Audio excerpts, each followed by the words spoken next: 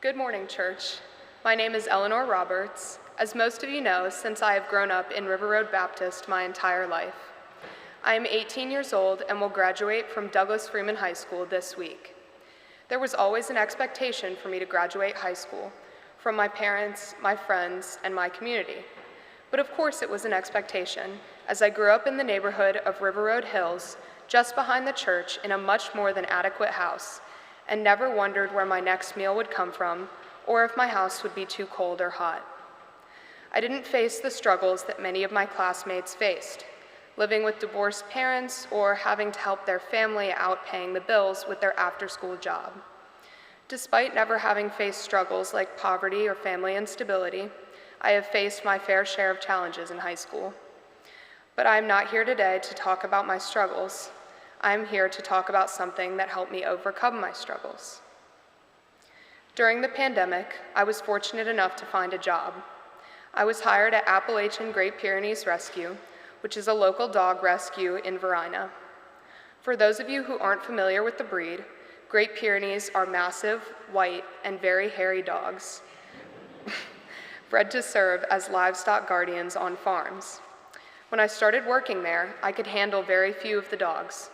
Many of them are long-term residents at the rescue due to anxiety, reactivity, or aggression, meaning that they are not the kind of dogs that you can just walk up to and pet. It takes a lot of nerve to get to know a massive dog that acts like they want to eat you.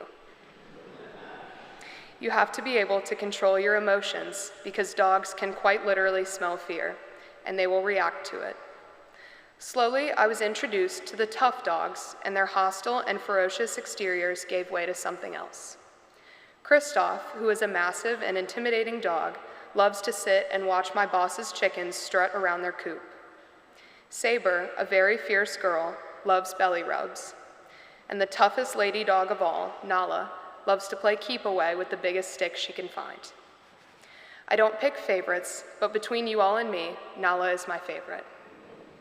I remember the first day that she came to the rescue, scared out of her wits and determined to bite anyone or anything that got near her. I found myself drawn towards her.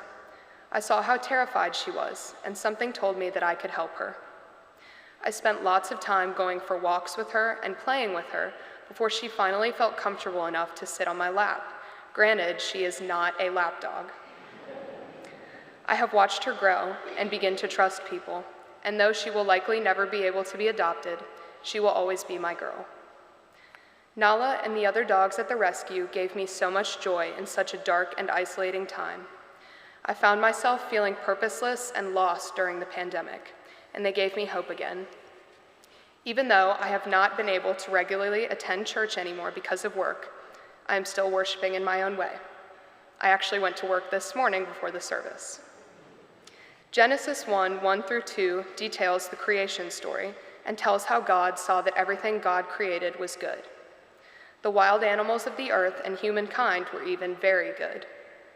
This story reminds us all that God's creations are made just in the way that God wanted them to be, and we must love and respect them all as such.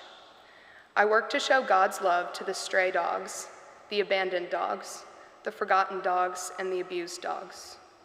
Though I may not be in this sanctuary most Sunday mornings, I am still trying to serve as the hand of God each time I take care of these animals, and to remind them that God thinks that they are all good boys and girls. The things that I have learned from my job can apply to my relationships with people too. When someone goes through a traumatic experience, it can cause them to put up a defensive wall.